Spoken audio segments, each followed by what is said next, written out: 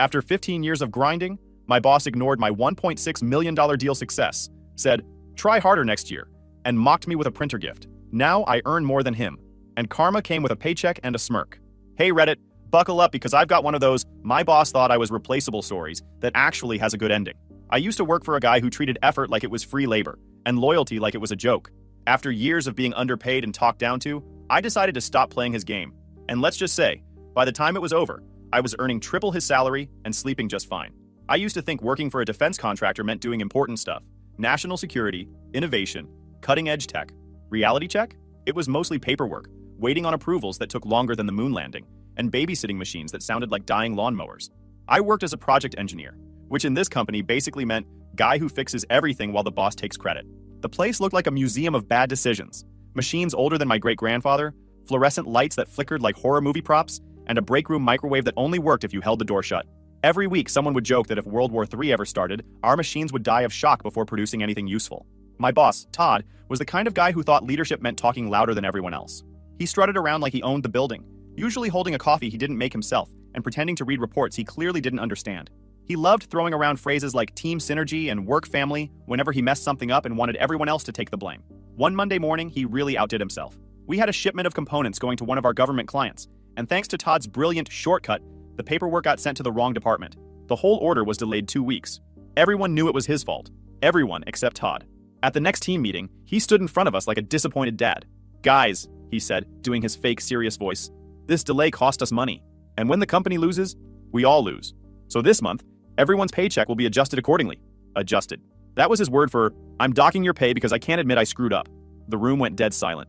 I looked around, waiting for someone to speak. Finally, my coworker Ben raised his hand. "Sir, with all due respect, that delay came from..." Todd cut him off. "Ben, I don't need excuses. We're a family here. Sometimes we all have to take hits for the team. If you don't like it, maybe this isn't the place for you." Ben shut his mouth, and I swear I saw smoke coming out of his ears. "Family," Todd called it. The kind where the dad burns dinner and blames the kids for it. If this is family, I want to be disowned, please. That same week, our assembly line went down because one of the machines, some rusted monster from probably World War I, finally gave up. The thing had been rattling and leaking oil for months. We'd all been begging him to replace it. Todd, being the visionary he was, refused. "That machine's got character," he said. "They don't build them like that anymore." Yeah, because they learned how to build machines that actually work. So instead of buying a new one, he had us patch it up. Translation: spend 2 days duct taping the problem so he could save a few $1,000s and brag to upper management about cost efficiency. One night, I stayed late trying to fix that machine. Sparks flying, grease everywhere, my patience hanging by a thread. Todd passed by on his way out, paused and said, "Good hustle, champ," before leaving me there covered in oil. No offer to help, no thanks. Just that smug little smile. That was Todd in a nutshell. Lazy, cheap, and allergic to responsibility. Despite all that, I kept my head down and worked hard. I was the guy who came in early, double-checked every drawing, made sure everyone on my team was covered. I believed in the system. I thought if you did your job better than everyone else, someone would notice. One Friday, about 2 years in, Todd called me into his office. The man had 2 moods: fake motivational speaker or power-tripping hall monitor. That day, it was the first one. "Take a seat," he said, gesturing like he was about to promote me to vice president or something. "You've been doing good work, kid." "Real good." "Thanks," I said cautiously. Compliments from him usually came with a trapdoor. "I've got a project I think you can handle," he said, leaning back in his chair. "Big one. Defense system upgrade for a new Air Force client. You'll lead a team of 7. Think you're ready for that kind of responsibility?" Was I ready? I'd been running half his projects unofficially for months. "Yeah," I said. "I can handle it." He grinned, clearly taking credit in his head already. "Good. Make me proud. This is your chance to prove yourself." I left his office trying not to roll my eyes. Prove myself? I'd been proving myself every day while he played boss of the year. Still, I couldn't help feeling a spark of excitement. Leading a project like this was a big deal. Maybe this was the break I needed. Walking back to my cubicle, I passed that same dying machine wheezing in the corner. I swear it looked at me like it was saying, "Good luck, kid. You'll need it." That was the start of it. My big opportunity, my chance to finally step up, make something of myself, and maybe, just maybe, earn some actual respect. That was the thought running through my head the morning I got the official project brief. The title looked fancy: Lead Systems Engineer, Airborne Defense Integration Program. Translation: make a complicated system work while juggling deadlines, suppliers, and a boss who wouldn't know engineering if it hit him in the face. My team was small: 4 engineers, 1 designer, and 2 admin staff. Good people, sharp minds, but tired from years of being micromanaged. When I introduced myself in our first meeting, I told them straight, "Look, I'm not Todd. I don't believe in yelling or stealing your credit. You do your job right, I'll have your back. The look of relief on their faces told me everything about what kind of leadership they'd been dealing with. At first, things went smooth. I was on fire, organizing everyone, solving problems, and actually enjoying the work again. Every milestone we hit, Todd found a way to make it sound like he did it. He'd walk into meetings just long enough to say, "Good job, team, but we can do better." That was his favorite line. Do better. Didn't matter if we hit every metric. He'd still say it like it was a script. Once, after we finished the entire system architecture 2 weeks early, I sent him the report. He replied with one line, "Looks okay. Let's aim higher next time." Higher than 2 weeks early? Sure, Todd. Maybe I'll invent teleportation while I'm at it. Then came the brutal part, testing. We had to fly out to the Nevada site for 3 weeks to oversee system integration. Long days, no sleep, endless heat, and the kind of coffee that tasted like burnt wires. Half my time was spent troubleshooting stuff that should have been replaced a decade ago. The Air Force reps were watching closely, so the pressure was real. Todd, of course, didn't come. "You've got it handled," he said over the phone, probably sitting in his air-conditioned office while I melted in the desert. The second week almost ended the whole thing. During a late-night test, the control system crashed. Full failure. Lights dead, alarms blaring, and our Air Force contact, Captain Reyes, staring at me like I just crashed a jet. If we didn't fix it before morning, we'd be in breach territory and at risk of losing the contract. I told everyone to go get food and rest. "I'll handle this," I said. They hesitated, but they trusted me. For the next 10 hours, I lived on vending machine snacks and adrenaline.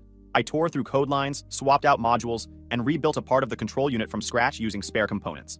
Around 5:30 a.m., when the desert sky was starting to glow orange, the system finally booted up. Every function came online. No errors, no glitches. I leaned back and laughed like a maniac. I hadn't slept in 36 hours, but we were back in business. When Reyes came in and saw the system running perfectly, his jaw dropped. "You fixed this yourself?" he asked. "Yeah," I said, rubbing my eyes. "Didn't have much else to do." He laughed and clapped my shoulder. "You just saved us months of headache." Word spread fast. By noon, our project was the talk of the site.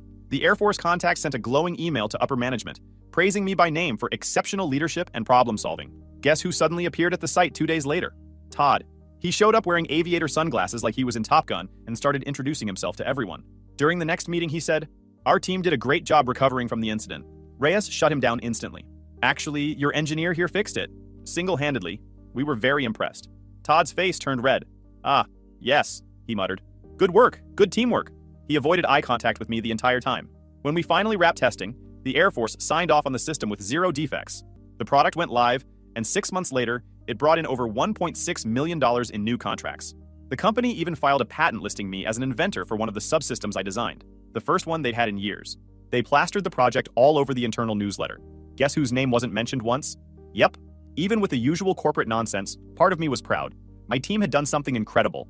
They started walking taller, joking more, actually believing in themselves again. I made sure they got recognition, even if I had to write the recommendation emails myself. The success got us nominated for the Department of Defense Contractor Technical Team of the Year award, and a few months after that, we were flown to DC for the ceremony. The DC ceremony landed right before annual reviews. Todd went, of course, pretending he was part of the brain trust behind it all. I just smiled and let him talk. Everyone in that room knew who really pulled the weight. By the time we got back, I was sure this was my year. After everything I'd done, the sleepless nights, the $1 million project, the patent, the award, there was no way they could ignore me now. I walked into that office thinking I was finally about to be treated like what I was worth. I had no idea how wrong I was. Performance review day always felt like waiting for exam results, except your grade determined how much canned soup you could afford that month. I sat across from Todd, who looked unusually cheerful, like he'd just discovered how mirrors work. He tapped his pen on the table and said, Well, you've had quite the year, haven't you?" "Yeah," I said, trying to sound casual. Inside, my heart was racing. I'd led a $1 million project, earned a patent, saved the company from disaster, and put us on a DoD nomination list. If that didn't earn me a promotion, nothing would. He flipped through my review papers like he was reading a menu. "You're a real asset to this company," he said, nodding. 10 out of 10 on your performance metrics. You've done outstanding work." I leaned back a little, waiting for the "so we're promoting you" part. He looked up, smiling. "So your raise will be 3%? I blinked. 3%? He nodded, like he just handed me the keys to the city. Same as everyone else. Consistency across the board, you know? We value fairness here. Fairness? I made that company $1.6 million in new revenue. I was the reason they got that award nomination. I was the guy. And the promotion? I asked carefully. He sighed, pretending to be thoughtful. "Yeah, about that. We decided to promote Kevin instead. Kevin, my junior engineer, the guy I trained." I felt my stomach drop. "Wait, you promoted someone on my team?" He nodded again. "You've been great, but Kevin showed initiative. You'll get your turn. Try harder next year." That line. Try harder next year. I'd heard him say it to others before, but hearing it aimed at me felt like a punch. I sat there, staring at him, waiting for him to crack and say he was kidding. He didn't. My hands tightened around the armrest. Sir, with respect, I led the team that got us that contract. I worked weekends, traveled 100 days last year, and fixed a system failure alone. What exactly would trying harder look like? He leaned back, giving me that fake fatherly tone. It's not just about what you do, it's about what management sees. Maybe next year you focus more on visibility. Visibility. He meant sucking up to the right people. And as if the insult wasn't enough, he stood up, grinning like a used car salesman. Oh, and I've got something for you, he said, walking over to the corner. He grabbed a big box and pushed it toward me. It was a printer. Brand new, still in the plastic. For me? I asked, confused. Yeah, he said proudly. You've been asking for better tools. Figured this'll make your life easier. Consider it a thank you gift. A thank you printer. I'd built $1 million product, and my reward was office equipment. The irony was painful enough to laugh at. So I did. Wow, I said. Guess I'll print out all my disappointment in high resolution now. He didn't even get the joke.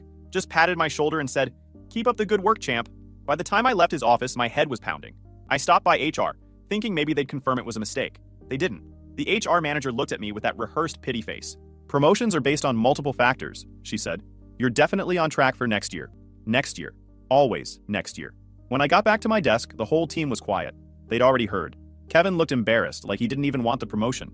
Hey man, he said softly. You deserved it more. I forced a smile. Don't worry about it. But inside, something broke, not in a dramatic movie way. Just that quiet, cold feeling you get when you realize effort means nothing to people who don't value it. I went home early. My wife took one look at me and asked, bad day? Bad year, I said. I told her everything. How they praised me, then handed me crumbs and a printer. She just shook her head. You can't stay there forever, you know. You're not a doormat. That night, I couldn't sleep. I just kept replaying Todd's words. Try harder next year. The same man who stole credit, avoided responsibility, and couldn't fix a paper jam was telling me to try harder. The next morning, I walked into work and looked around at everyone's tired faces. The fluorescent lights hummed, the ancient machine in the corner wheezed like it was still mad about surviving another week, and Todd was in his office pretending to be busy. That was the moment I realized loyalty in that place was a one-way street. We were all just gears in Todd's rusted machine. And me? I was done being part of it. No more free overtime. No more proving myself. From that day on, I decided if they weren't going to value me, I'd start planning for someone who would. But first, I had to make it through another week sitting across from the man who gave me a printer instead of a promotion. After that meeting, something in me just flipped. I stopped caring.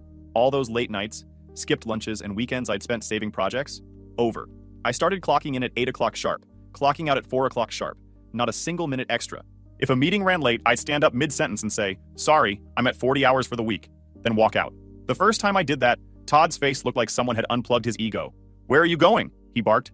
Home, I said. My shift ended. He blinked like he couldn't believe I said it. We're a team, remember? Yeah, I said, grabbing my bag. And the team's clocked out. From that point on, I was done. No volunteering for extra testing, no staying up to fix his mistakes, no pretending to be motivated by his "we're a family" speeches. My new motto was, do exactly what I'm paid for, not an inch more. And the best part? My productivity didn't even drop. Turns out when you cut out pointless meetings and fake urgency, you get a lot done in 40 hours. Coworkers started to notice. Man, you seem calmer, once said while we were in the lab. You used to look like you were fighting off a nervous breakdown. I retired from caring, I said. It's peaceful. He laughed, but later that day he stopped by my desk and lowered his voice. You know, I saw this happen before, he said. Guy named Harold. Same story, worked his tail off, saved a project, got passed over for promotion. Boss said, try harder next year. He left 6 months later and doubled his salary somewhere else. I looked at him. Did Todd do it to him too? Yep, he said. Todd's got a pattern. Promotes the easy ones, not the good ones. Makes him feel safer. That hit harder than I expected. I wasn't just another case of bad luck. I was part of a cycle. Todd's little system of keeping good employees just demotivated enough to stay put. Don't waste years waiting, the guy said. Start looking. Seriously. That night, I did something different.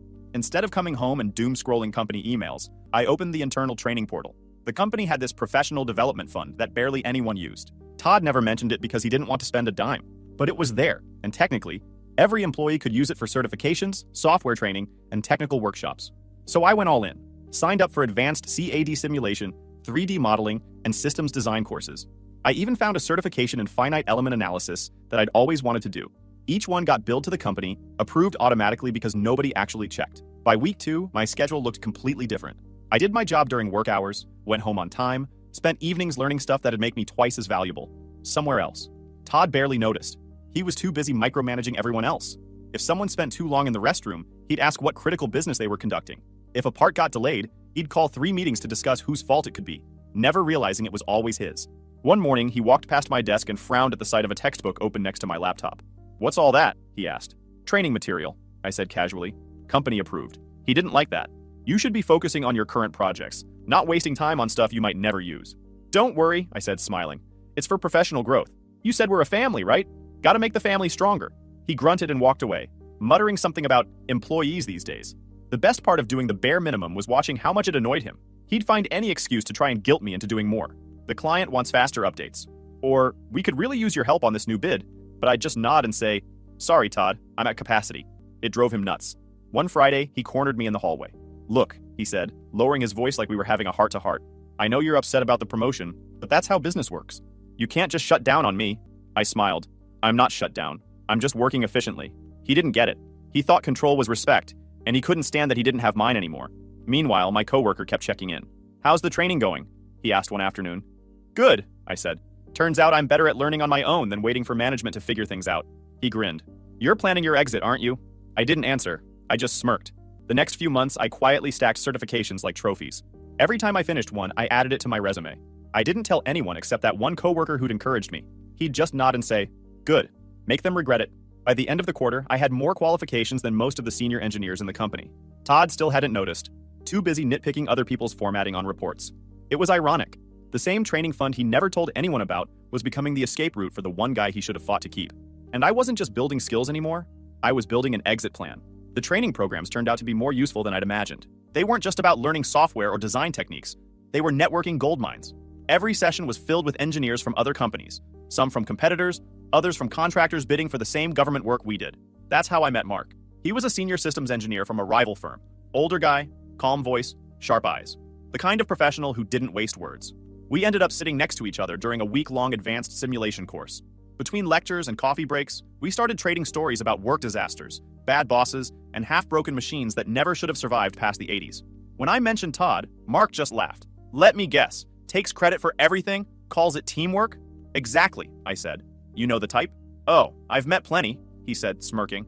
"They're usually the reason people like you end up working for people like me." That got my attention. Over the next few days, he dropped hints.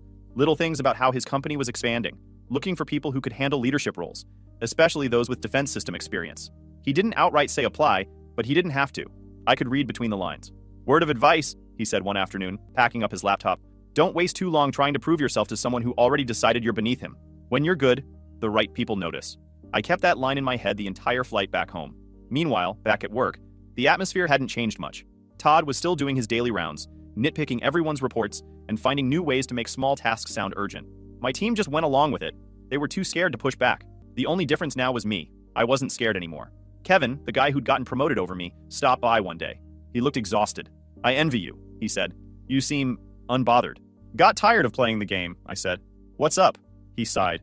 "They're making me do this MBA program. Said it's mandatory for senior engineers if I want to keep the role. But there's a catch. I have to stay with the company for 5 years after finishing, or I have to pay back all the tuition." That explained everything. They'd given him the promotion just to chain him down. I didn't say it out loud, but it made me realize how much freer I was. No golden handcuffs, no fake promises. I could leave whenever I wanted. A few weeks later, I got my chance to test how much Todd would tolerate. It was a Tuesday morning, and I was at my desk reviewing a design spec when Todd barged in without knocking. "You've been awfully quiet lately," he said. "No late-night emails, no extra meetings. What's going on? You finally get tired." "Just focusing on what I'm paid for," I said, without looking up. He crossed his arms. "You think doing the bare minimum is going to get you promoted? You'll never move up with that attitude." I smiled. "You're probably right, Todd. I'll make sure to remember that when I move out instead." His face twisted. "What's that supposed to mean?" "Nothing," I said, leaning back in my chair. "Just saying maybe I'm done chasing promotions that don't exist." He stepped closer, voice rising. "You're lucky to even have this job. You think someone else is going to put up with that mouth of yours?" I looked him dead in the eye. "Maybe, but I'll let them find out." That set him off. "You know, if you keep this attitude up, I could fire you right now." I grinned. "Do it." He blinked, thrown off. "What?" I said, "Do it," I repeated. "You'd have to explain to upper management why the only guy who knows how to maintain the main system suddenly disappeared. You sure you want to deal with that?" He stared at me, speechless, his jaw clenching so tight I could hear his teeth grind. Then, without another word, he turned and stormed out. It was the most satisfying silence I'd ever heard. After that, Todd mostly avoided me. He'd occasionally try to throw a sarcastic comment my way. "Don't work too hard, champ!" But I'd just smile and say, "Wouldn't dream of it, boss." By then, I'd already started polishing my resume.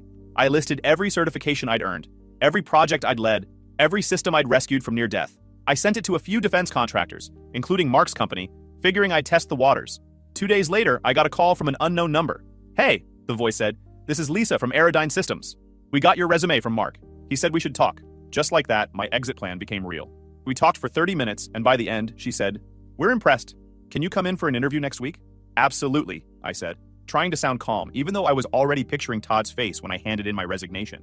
I hung up, leaned back in my chair, and looked at that stupid printer Todd gave me. It sat in the corner, collecting dust, like a monument to all the wasted effort I'd given this place. Not anymore. This wasn't just about leaving a bad boss. It was about walking away from everything that tried to convince me I wasn't worth more. And soon, I was going to prove just how wrong they were. The interview with Aerodyne Systems was scheduled for the following Wednesday. I showed up in a clean button-down, calm but focused. Their facility looked nothing like ours. Modern, efficient, everything actually worked. I met with a panel of 3 engineers and a project manager. They didn't waste time asking fluff questions like, "What's your biggest weakness?" Instead, they said, "Tell us about a time you solved something no one else could." So I told them about Nevada, the system crash, the overnight rebuild, the morning when I got the control unit running again.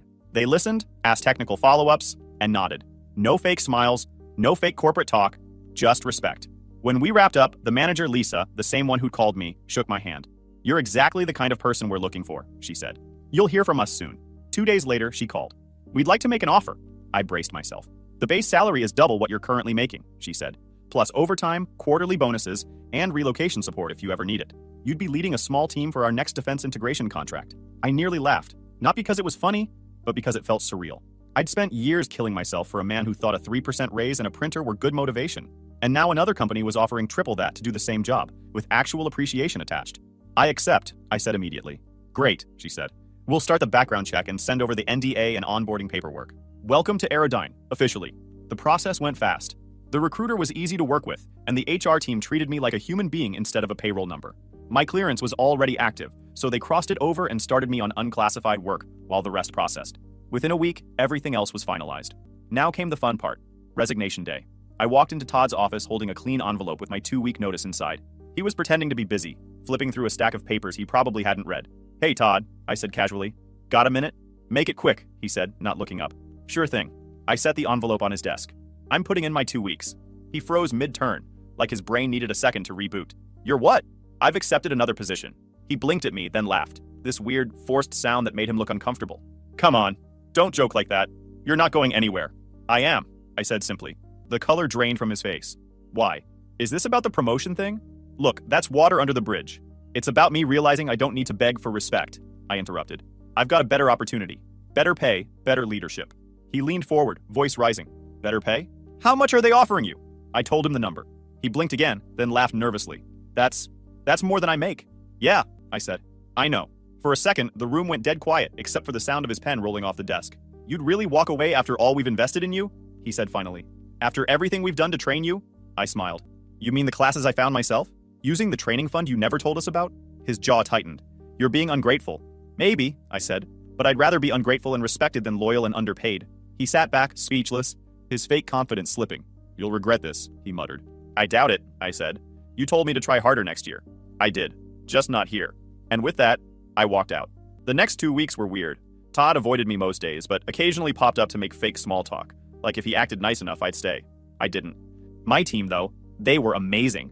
When word spread that I was leaving, people started stopping by my desk quietly, one by one. "Good for you, man," one whispered. "About time you got out," another said. Even Kevin, the guy who got the promotion, pulled me aside. "I wish I could follow you," he said. "They've got me locked in, and I hate it here." By the final Friday, it was clear everyone knew what Todd had lost. The office was quieter than usual. Nobody said anything directly to him, but the energy shifted. For the first time, I wasn't the one walking out late. I was the one everyone was watching with respect. At 4 o'clock sharp, I grabbed my things, unplugged that stupid printer, and left it on Todd's desk with a sticky note that said, "For visibility." No farewell email, no fake smiles, just a calm exit. As I walked through the parking lot, I half expected Todd to come running out with some last-minute offer, but he didn't. The man who once said I wasn't ready for a promotion couldn't even say goodbye. My phone buzzed as I started my car. It was a text from Lisa. Background cleared. Welcome to the team. Orientation Monday. I sat there for a second, engine humming, watching the gray building in the rearview mirror. That place had drained me for years. But now, it was just a dot in my past. I drove off smiling, not because I'd won, but because I was finally free. The same company that told me to be patient had just watched me walk away into something better. And for the first time in years, the future actually felt like mine. A year later, I barely recognized the person I'd been back at that old company. My days were balanced. No late-night calls, no fake urgent meetings, no being guilt-tripped into working weekends. Aerodyne treated me like a professional. My new boss actually listened when I spoke. And if something went wrong, we fixed it as a team instead of finding someone to blame. I'd gone from fighting for scraps to leading my own projects, managing budgets, and having engineers under me who genuinely respected me. The pay? Much more than what I made before, just like they promised. Even without the overtime, I had a team that trusted me, a manager who backed me up, and a company that valued results over brown-nosing. Most days I'd leave at 4:30, stop for dinner with my family, and still feel like I had energy left in the tank. For the first time in years, I wasn't constantly angry, tired, or second-guessing myself. The difference between being respected and being used is night and day. Then, one Thursday morning, I got an email from an old coworker, Ben, the guy Todd once told to treat the company like family. The subject line just said, "Guess who's in trouble?" I opened it, and the first line made me laugh out loud. "Your old boss is losing it. The system you built last year, it broke, and nobody knows how to fix it." Apparently, the company had landed another contract using the same tech I designed. But since Todd had been too cheap to hire anyone competent to maintain it, everything crashed mid-delivery. The Air Force wanted results, and the deadlines were brutal. They were scrambling. Later that day, while reviewing some design files, my phone buzzed. Unknown number. I almost ignored it, but something told me to pick up. "Hello?" I said. A familiar voice came through the line. "Hey, it's Todd." I leaned back in my chair, smiling already. "Wow, Todd, haven't heard from you in a while. What's up?" He cleared his throat, trying to sound confident but failing miserably. "Yeah, listen, we've run into a bit of a situation with one of your old systems. Nobody here understands the configuration, and the client's breathing down our necks. I was hoping you could maybe, help us out. Just walk us through it." I couldn't believe it. The same man who told me to try harder next year was now calling me for help. "I don't work for you anymore," I said casually. "I know," he said quickly. "But you built the original framework, and no one's been able to stabilize it. I'd really appreciate it if you could just try harder this year, Todd," I said. He went dead silent. "What? You heard me," I said, leaning forward. "You told me to try harder next year, remember? Well, I did. Now you can try fixing it yourself." Before he could respond, I hung up. For a second, I just sat there staring at my phone, grinning like a kid. Maybe what I did was petty, but it wasn't about revenge. It was about closure. The sound of his desperate voice was worth every sleepless night I'd spent under him. A few weeks later, Ben sent another update. "Todd's been demoted. Major client fallout. Management blamed him for the mess. He's not even in engineering anymore. Moved to special projects, which is basically corporate limbo." I didn't reply. I just leaned back in my chair, staring at the project board in my new office. When I met Captain Reyes again during a review call, he smiled and said, "Glad to see you ended up where you belong." That line stuck with me the rest of the day. Because he was right. I did belong here. Not chained to someone else's insecurities, not wasting my talent making someone else look good. That night, I took my family out to celebrate. Nothing fancy, just a quiet dinner and some laughter that didn't feel forced. My wife asked if I'd heard from anyone from the old place lately. "Yeah," I said. "Todd called a while back. Needed help." She laughed. "You didn't help him, did you?" I shook my head. "Nope. He got exactly what he earned." Todd thought keeping me small made him powerful, but all it did was make my growth impossible to ignore once I left. Now, every time my paycheck hits, I can't help but think back to his office. To that moment he said, "Try harder next year." And every single time I smile because I did. Just not for him.